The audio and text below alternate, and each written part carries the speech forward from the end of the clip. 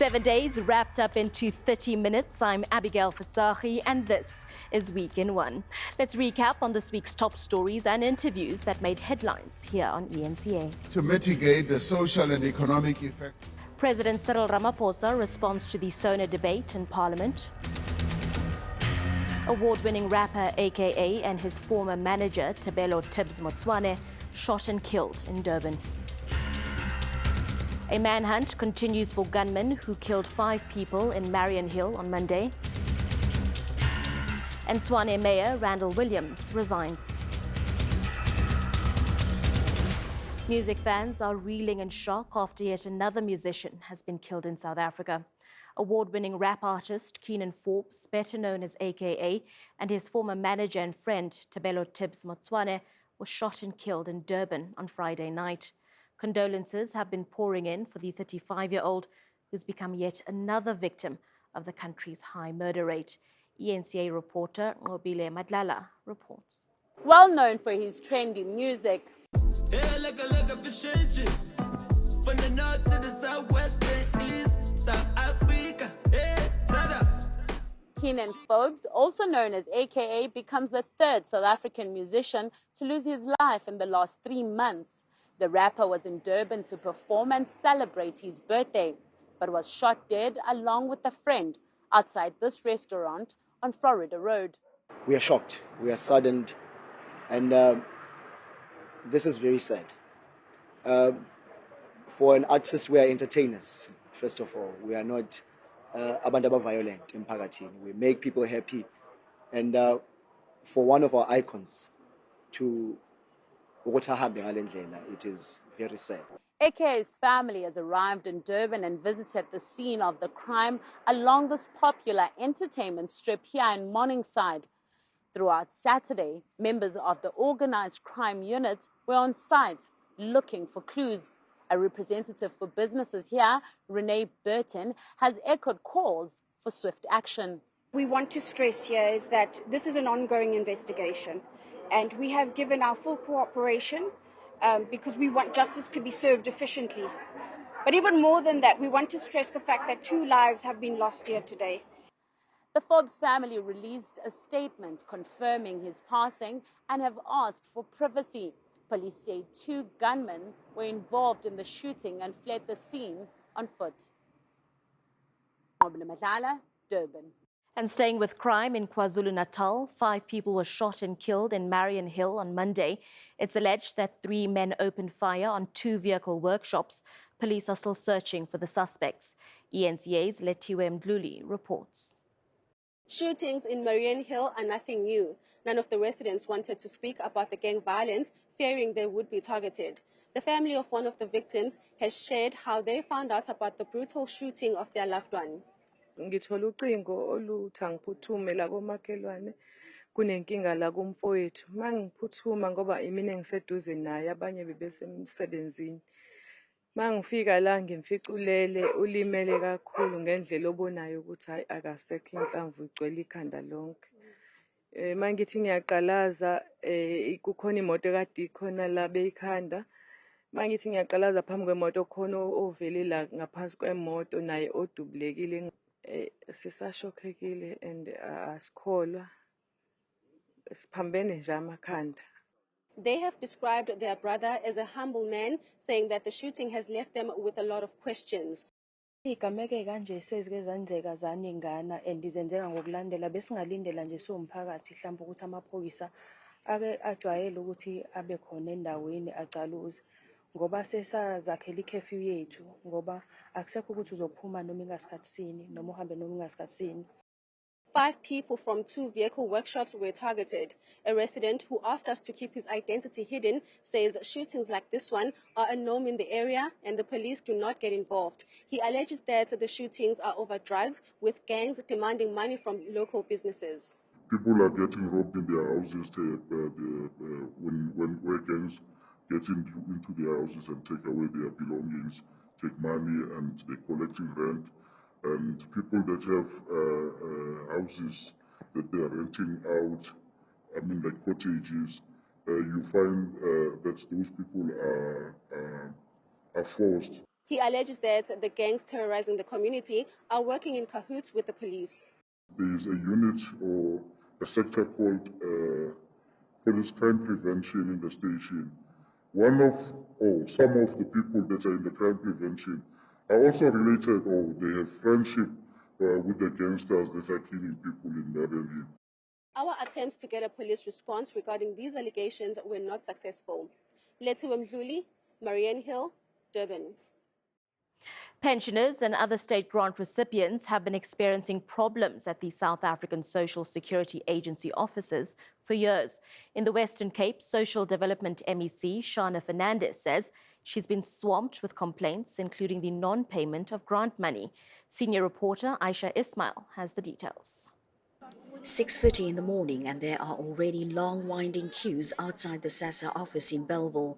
It's Tuesday, which is designated for disability grants and care dependency grant screenings.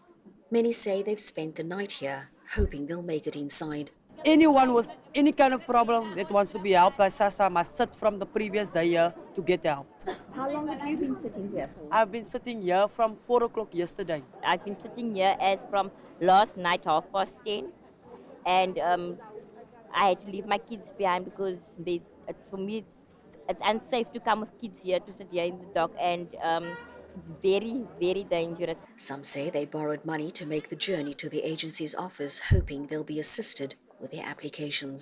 Sassa needs to revisit its system because, as you can see, and I'm not criticizing another government entity, but the chaos that exists here is simply unacceptable, and it certainly doesn't lend itself to dignity and well-being, and the most vulnerable are impacted because they do not have that taxi fare to even get here. And when they get here, guess what happens? They get turned away. She's calling for urgent intervention by the Social Development Minister, Lindiwe Zulu. Fernandez says people are experiencing problems with Sassa countrywide. The president in Sona indicated that Post Bank is going to be corporatized. Now, if we cannot even manage the South African Post Office because they are closing in droves, and we can't provide people who have slept here for 12, 16 hours, where and how are we going to land this money with the most vulnerable in the shortest possible time? The South African Social Security Agency is appealing to people to access their social grants at approved merchants' points and personal banking accounts. The agency says they've implemented the queue management and appointment system to address the challenge of recipients sleeping over at any contact point.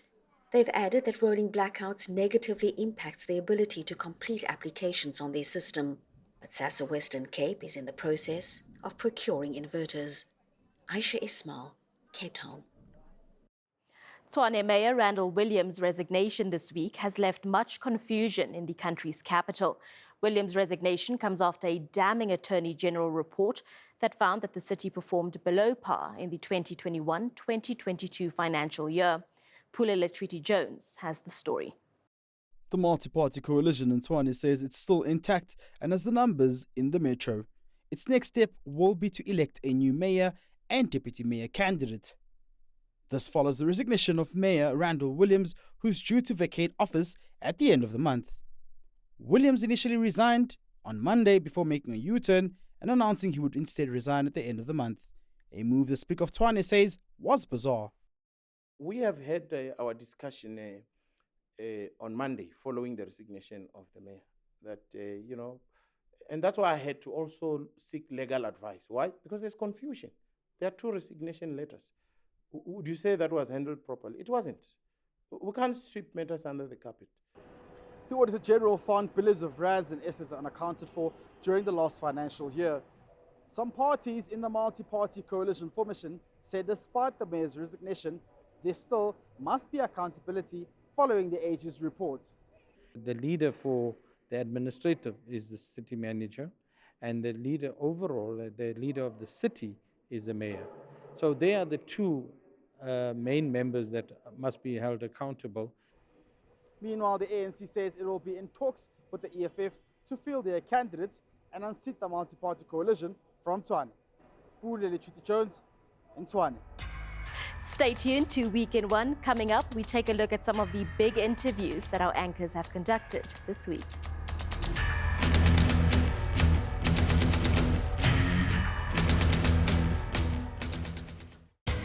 Welcome back to Week in One. I'm Abigail Fasahi. Voters will punish political parties during the 2024 general elections if service delivery failures in Gauteng continue.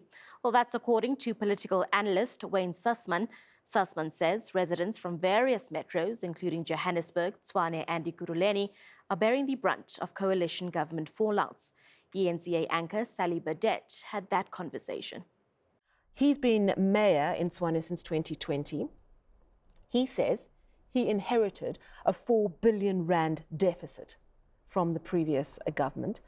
But opposition parties and even some within the coalition are saying that he must go because of that current adverse finding by the Auditor General. Do you think it's right he goes? Yeah, so Randall Williams didn't, obviously the opposition parties like the ANC and the EFF didn't have faith in him, but he was also losing faith, as you said earlier, lost faith of his key coalition partners. Action SA had serious questions, other coalition partners had serious questions about his ability to steer the ship around. Do you expect at this point to see some of the DA's coalition partners say, look, you've had your chance for a DA mayor, give us a go? If we look around Gauteng, and we're going to get to Ekurhuleni soon, but I think the opposition's control of Ekurhuleni, its days are numbered. By opposition, I mean the DA-led administration. Yeah, let's be clear, because it's changing all the time. The current DA-led administration, Ekurhuleni, is certainly living on borrowed time once the ANC and EFF finds each other. When we look at the city of Johannesburg, the economic powerhouse, we know that the DA and Action SA and Freedom Front have lost Johannesburg. So all what they have left from a metro perspective in the northern part of South Africa is Tshwane right now. And although the opposition, there's been a lot of infighting and bickering, they understand it's about the opportunity to show residents in Gauteng that this is the alternative to the ANC, this is the alternative to coalitions of chaos. The shooting of rapper AKA and his friend Tebelo Tibbs Motshwane was captured on CCTV. But how easy is it for authorities to use this evidence to make arrests and get convictions? eNCA anchor Masego Ratlaga discussed this with Calvin Rafadi, a senior forensic investigator. Take a listen. We all saw the CCTV footage that has made the rounds and been shared over and over again on social media. Is it usable to get suspects at least? We must put it into clarity that how the footage was obtained is also questionable. Now, when you prepare a case for court, the first thing they ask you, how was the information obtained? Now, we've seen in many instances whereby footage is been spread to your Twitter handles, your YouTube, and other gossip channels, which is very, very unlawful when it comes to if you are a shop owner or the manager or you are a security company. There are certain ways that the police, they should obtain a CCTV footage from the particular scene of crime. Because if you distribute it like that, then it's tampering with evidence. And besides, it can even alert the other parties that they should be aware and cautious. Like we've seen on this particular footage, where the suspect touched a pole before he has shot two of our brothers. Now, if he left the fingerprints there, what will the accomplices do? They will eradicate him so that he doesn't implicate them. So what I'm saying is how the footage is obtained, and it's very, very crucial for court purpose, and also how, the gathering of the evidence, because the police, they have to subpoena, or they have to do what we call a section 212 to get a statement from the IT guy who's gonna be downloading the particular CCTV footage. So it's more of tampering of evidence when the footages are spread around like that. As South Africans and those who spread it on social media, etc., from the source itself, we might have actually tempered with the case. One should follow the rules so that this thing can stand in court. It can be legally obtained because it's more of tampering of the evidence. So we urge the citizens, if they've got such footages, not to spread it around.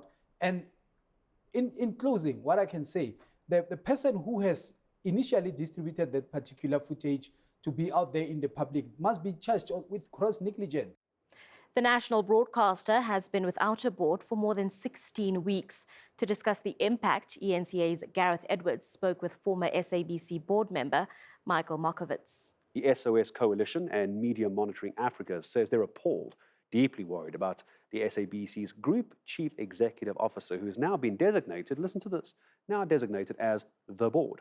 This was apparently announced by the Communications Minister. Let's discuss the impact of what this is having on the state broadcaster. More than 16 weeks without having a board at the broadcaster. Michael Markovits is a former board member, joins us now. Michael, good of you to come in. And when I mentioned it before, I didn't want to use the word Titanic, but I imagine just like a ship without a captain, eventually something's going to go wrong, isn't it? Well, that's very unfortunate, the case. I mean, the SABC is not just any public entity. The SABC has a special role in South African society, and therefore that is why the Parliament and statutes have set out exactly how a board should be appointed. Now, Gareth, my board term ended on the 15th of October 2022. I knew 5 years ago exactly when my term was ending. So therefore, it's really disappointing that different arms of the state, both Parliament and the presidency, have led to what is, on Wednesday, will be a 4-month delay. Any ideas to what's led to this delay? Because I was under the impression this was being dealt with urgently. There were commissions in place and interviews for board members were being done, and yet here we are with nothing. Firstly, Parliament started the appointment process at least a month too late. Once they started that process a month too late, the whole thing ran late. And then once they'd shortlisted 37 people, and they shortlisted these people on around about early September. So you've had people who've been shortlisted for almost 5 months. Then we were told that there was a delay in vetting by the State Security Agency. And that apparently took another 2 months for that reason. So by the time we got to the 12 names getting to the president, which apparently was sent to him on the 20th of December 2022, they'd already been 2 months late. Now those names have been sitting with the president for another 2 months. So that's why we've got this 4-month gap where there's been no accounting authority for the SABC. And obviously it's of huge concern. You know, when we left the SABC as a board, one expected one would pass the baton to a new board coming in on the 16th of October. We had drafted a comprehensive handover report so that the new board would be empowered to deal with the pressing issues urgently. And unfortunately, that hasn't happened. And there was nobody to hand it to. You walk out of the lift, walking into a board meeting, here's the baton, and we have awkward crickets. Stay tuned to Week in One. Coming up, President Cyril Ramaphosa responds to the Sona debate in Parliament.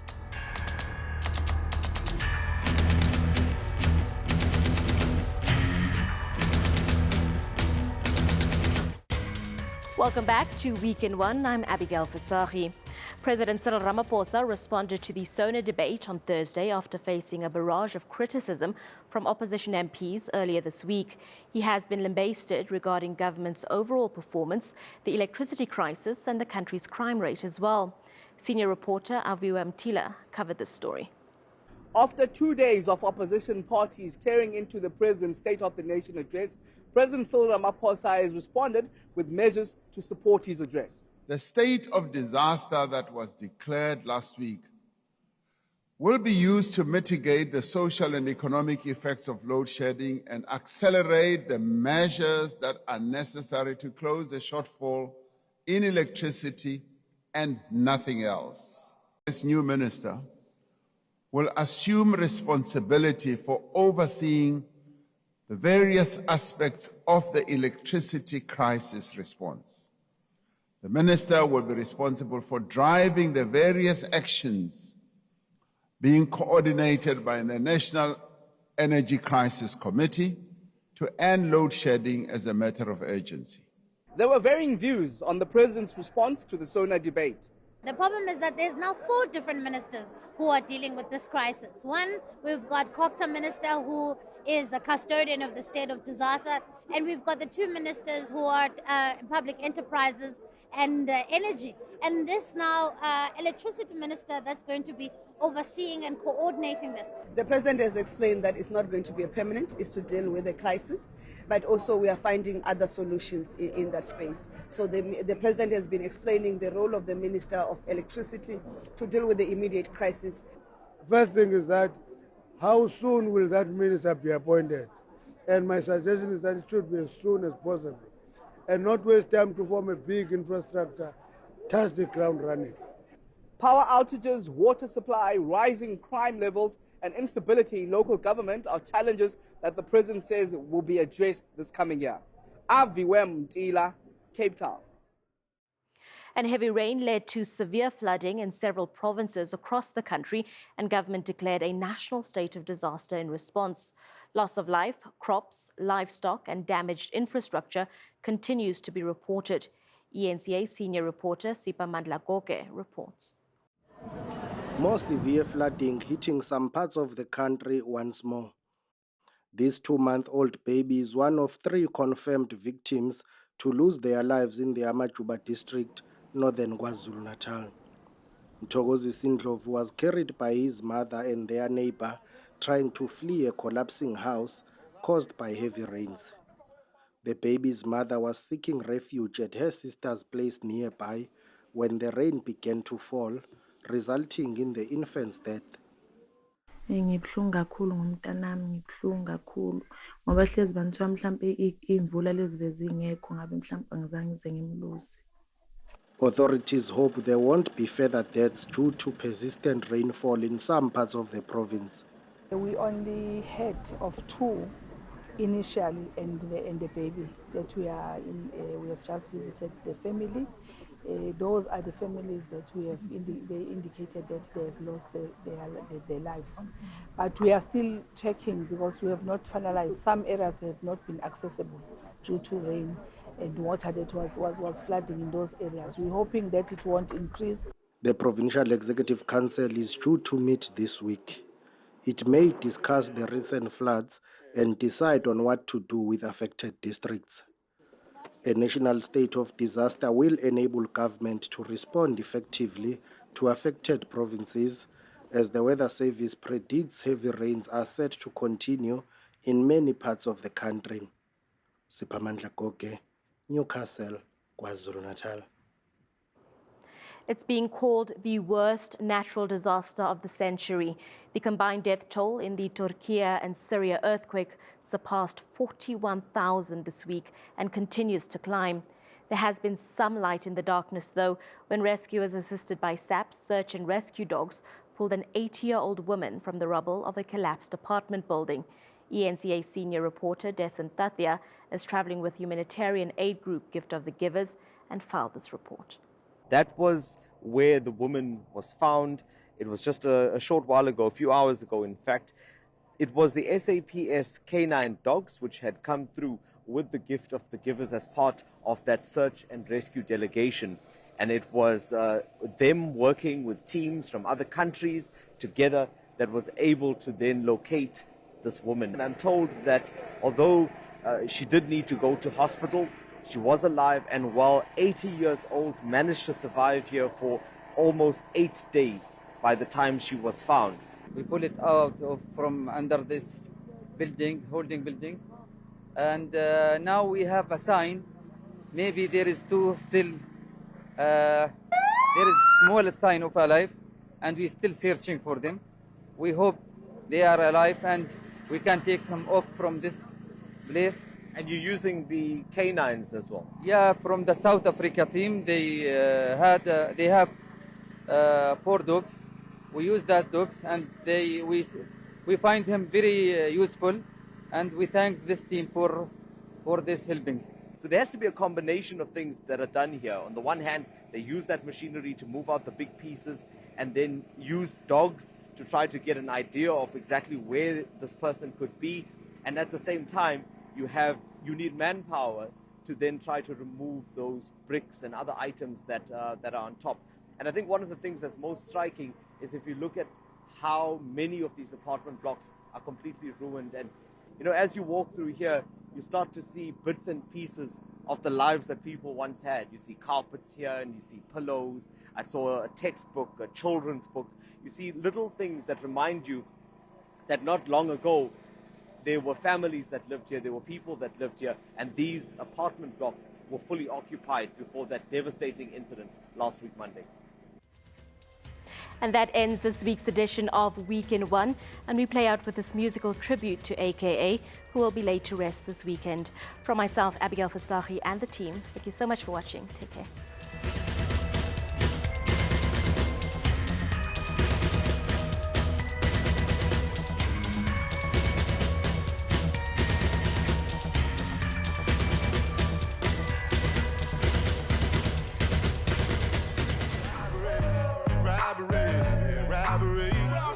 I'm trying to get this rap money in the rush. Tell her back it up for me when you see me in the club. Competition dead buried in the dust. I'm like the legendary Brenda Fuss, son of Bud. Once you get it, you never get enough. And you gon' need better credit to get ahead.